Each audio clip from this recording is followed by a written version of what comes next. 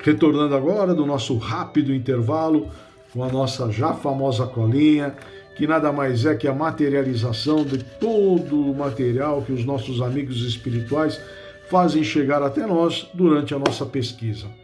E essa semana nós estamos na semana de Corpus Christi, né? Eu fiz uma pequena pesquisa sobre o significado que é e no final aqui dos dois comentários falaremos um pouquinho sobre isso. Bem rápido para não alongar o estudo. E gostaria que se alguém tiver também alguma opinião sobre Corpus Christi, se existe alguma relação com a nossa doutrina, com a nossa filosofia espírita, que poste no final. Será recebido com enorme satisfação. Todos os comentários são colocados, ajudam a enriquecer o nosso estudo. É o conhecimento de um, junto com o de outro e tal, é a forma que nós vamos estudando e vamos aprimorando o estudo sobre o Livro dos Espíritos. Como eu sempre digo, daqui a alguns anos, vamos novamente estudar, teremos uma nova visão, um novo entendimento. Isso significa que estamos progredindo, nossa mente está se abrindo mais para os estudos, para as respostas dos espíritos, estamos tendo uma outra percepção. Para não ficar longo, vamos já dar início. A pergunta 640, ela nos fala o seguinte: o mal que se comete frequentemente não é o resultado da posição que nos deram outros homens? Nesse caso, quais são os mais culpáveis? Resposta, ou melhor, materialização. Aqui fica claro, não imaginemos que terceirizando uma boa ação ou uma má ação, não teremos responsabilidade sobre a mesma. A diferença, quando a ação é boa, geralmente o patrocinador estará à frente. Raro, quase nunca se terceiriza uma boa ação, né? As leis feitas por Deus não acobertam ninguém pelo mal que desejamos e quem o pratica. No entanto, a consciência, o nosso grande juiz, registra todas as variações de sentimentos, culpa, remorso ou satisfação, alegria pelo êxito obtido, com a prática do bem ou, infelizmente, do mal, a consciência vai apitar, né? E nessa sensibilidade que cada um de nós seremos julgados e que através da correção cada um de nós iniciará o seu processo de evolução. Somente assim conseguiremos iniciar a nossa correção e a nossa jornada para a reforma íntima, né? Um mentor, os culpados em qualquer lugar, antes de serem julgados pelas leis humanas, já se sentem culpados pela consciência. É por isso que os infratores fogem. E de quem fogem? Quem os espantam? A própria consciência. Esse é o tribunal dentro do homem, cumprindo a lei natural. É o que chamamos Deus dentro de nós. Bacana, né? O parágrafo abaixo é extremamente interessante. O mal sempre recai sobre o seu causador. No entanto, se quem causou o mal foi pressionado para tal, a sua pena é mais leve. Ela se divide com quem o levou a cometer a falta.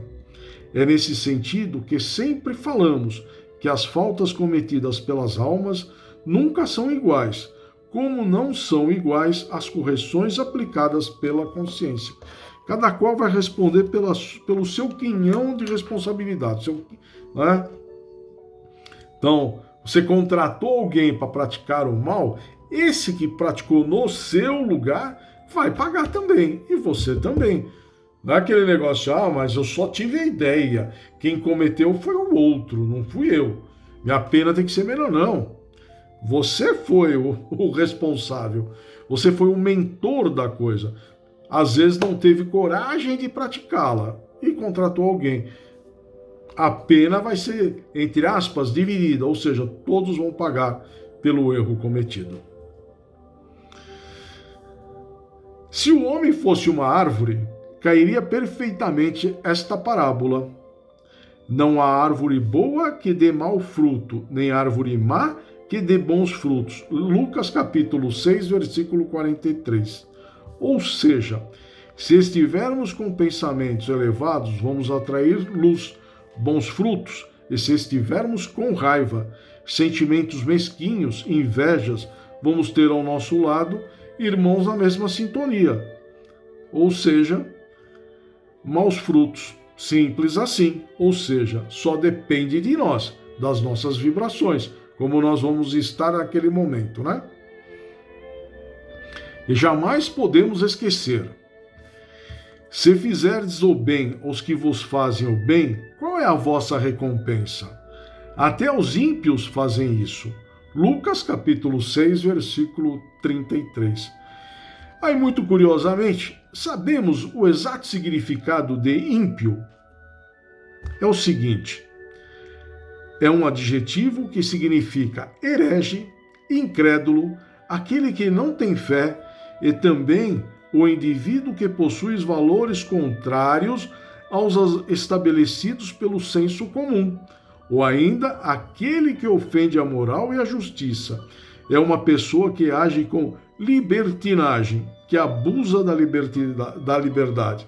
Então, quando a gente ouve aquela passagem, né? Aquela parábola: se fizeres o bem aos que vos fazem o bem, qual é a vossa recompensa? Até os ímpios fazem isso. Então, porque um faz... Está todo mundo interligado, um ajuda o outro, não é? É uma comunidade, não é? Então, esse é o significado de ímpio. Só para ficar registrado. Então ficou mais fácil de entender esta parábola. É ou não é? Um mentor: é nosso dever fazer o bem a quem nos faz o bem. Dever natural, mas o amor nos ensina que até os homens que fazem o mal procedem assim. Nós devemos amar aos que nos apedrejam, orar pelos que nos caluniam e servir sempre a todas as criaturas sem distinção, porque Deus, que é o Pai, age desta maneira. Ficamos conhecendo essa lei por Jesus. Para os santos não há culpados, porque eles sabem que não devem julgar a ninguém. Nem o Cristo quis fazê-lo. Uma bela mensagem dessa só poderia vir de um mentor.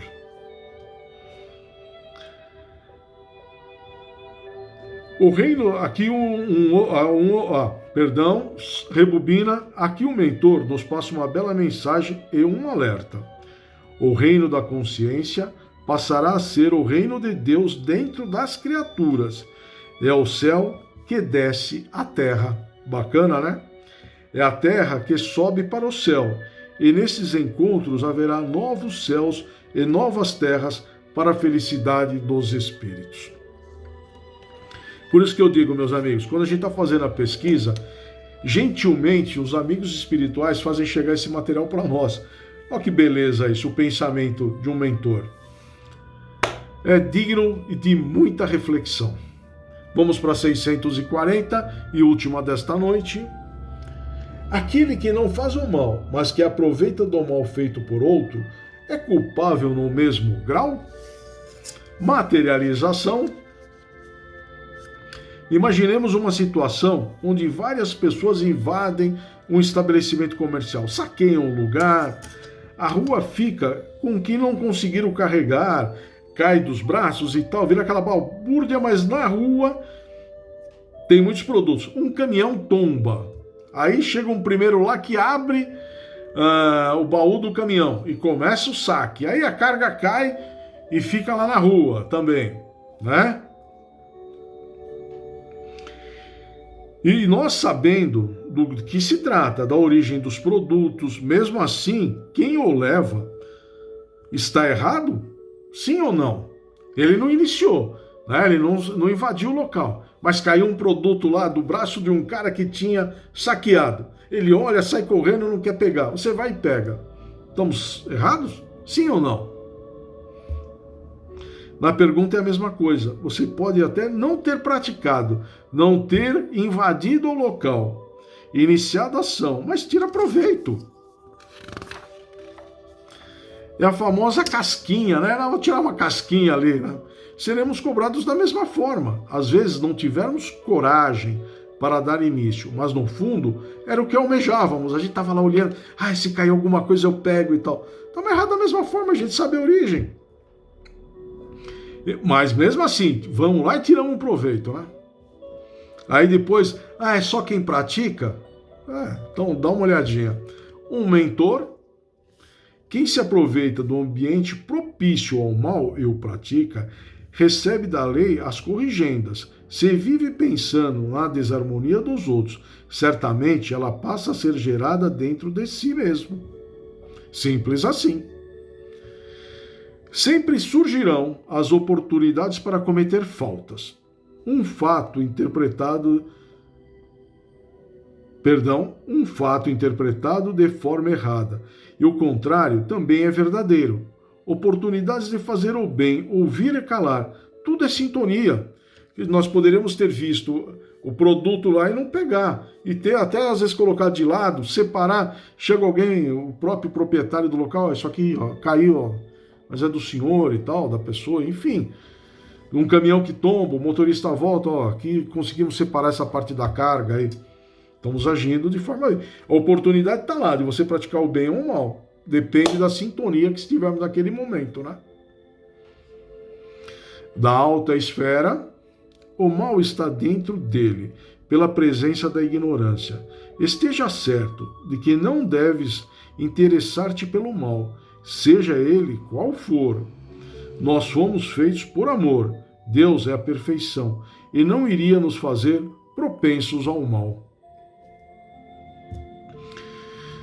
Sempre que o classificamos de mal e cujas consequências sofremos, nada mais é como uma ferramenta utilizada para o nosso despertar. Somente assim vamos entender os valores espirituais capazes de nos levar à felicidade. Quando pensamos no mal, ele já se encontra a caminho.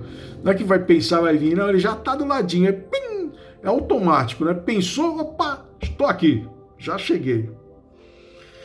E é difícil a gente manter o tempo todo, né? Como fala o Gino, eu não canso de repetir, porque é um belo ensinamento, né? Orar e vigiar. Orar é fácil, vigiar é que é o problema. Pensamento é vida, é assim que acontece. E por que não pensarmos no bem? Por falta de conhecimento? Teimosia? Aqui poderíamos discorrer muitos motivos, mas o mais simples é que ainda somos imperfeitos, mas no caminho da correção, né? Com a graça de Deus. Miramês não poderia faltar. Até o desejo do mal que alimentamos nos pensamentos são sementes que caem no solo da consciência e podem frutificar, de maneira que responderemos por elas. Um excelente ensinamento. Quando tu notares ambiente propício para o mal, desfaze-o. Quando encontrares um incêndio começando, apaga-o. Quando alguém começar discussões infrutíferas, desfaze-as. Que nesse esforço para o bem, Deus te ajudará por meio de que por vezes não percebes, mas que são reais e positivos. Miramês.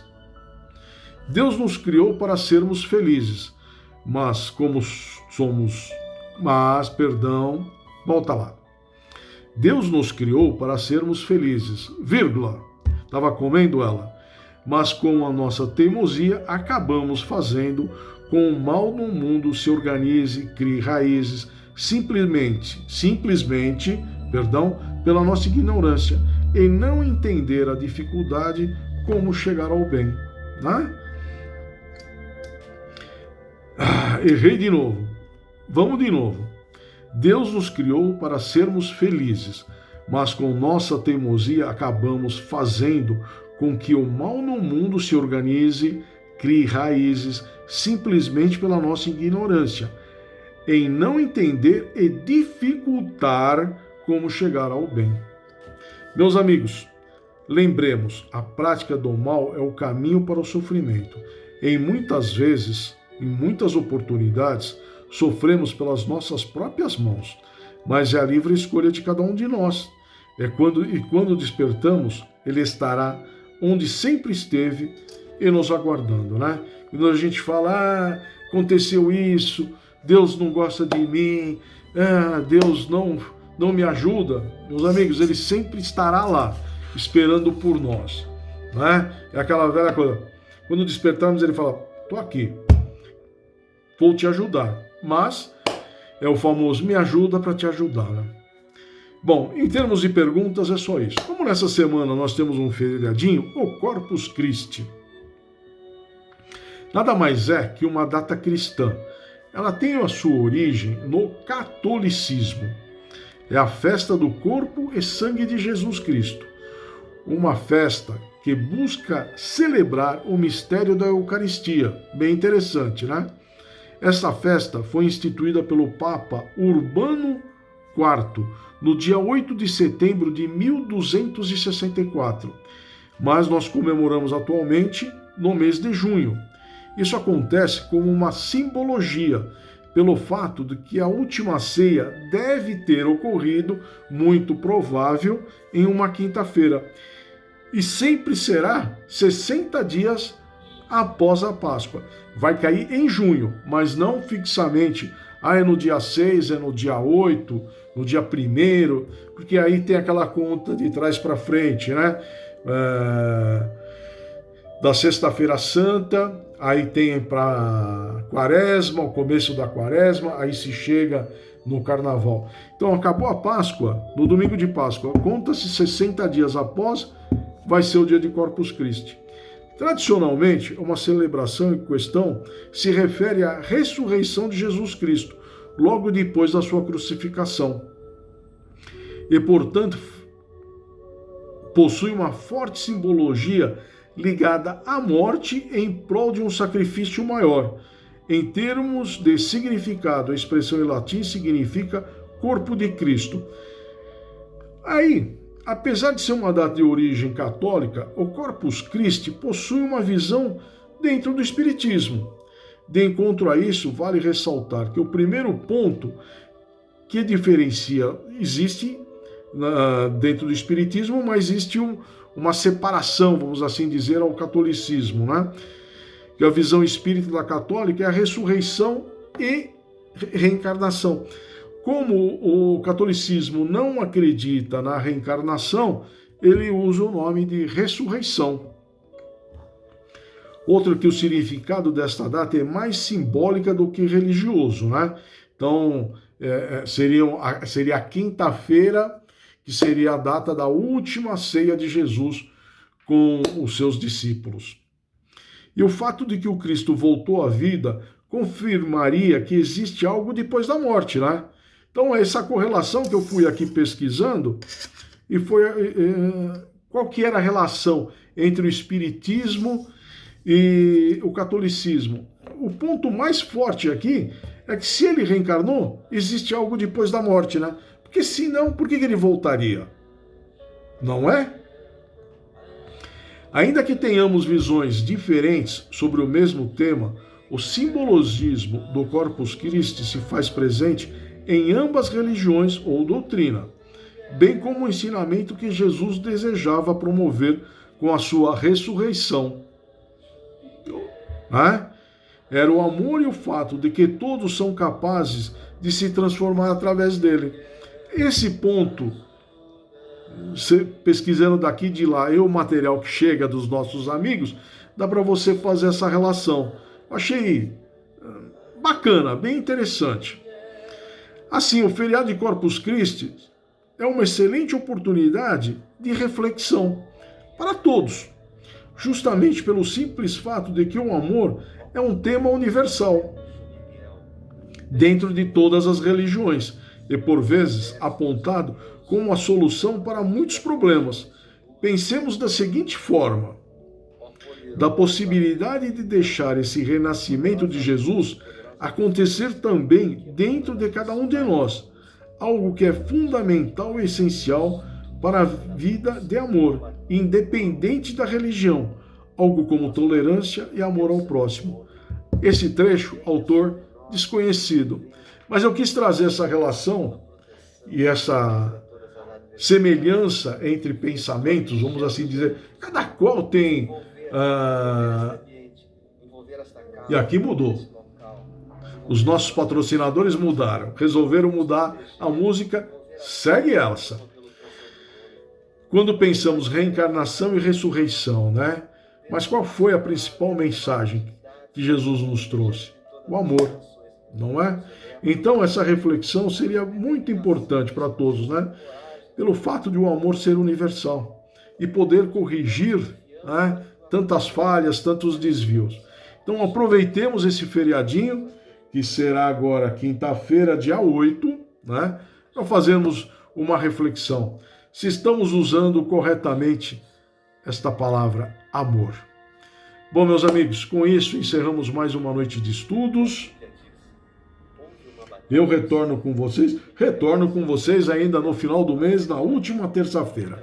Então eu só tenho que agradecer esta oportunidade bendita que tivemos de nos reencontrarmos. Após nossa querida Magneide falar suas observações, seus comentários, encerrará a noite com uma bela oração. Após isso, o espaço estará democraticamente aberto. E depois eu gostaria de ouvir a opinião de cada um sobre o feriado de Corpus Christi, que significa, na visão católica, a quinta-feira da última refeição feita por Jesus com seus discípulos. É simbólico, mas traz muito forte a palavra amor. Então, deixo para vocês um abraço fraternal, agradeço de forma incondicional esta oportunidade que me deram de adentrar os seus lares. Agradeço a cada um de vocês que esteve presente junto conosco até agora nesse estudo. Fiquem com Deus, até a próxima.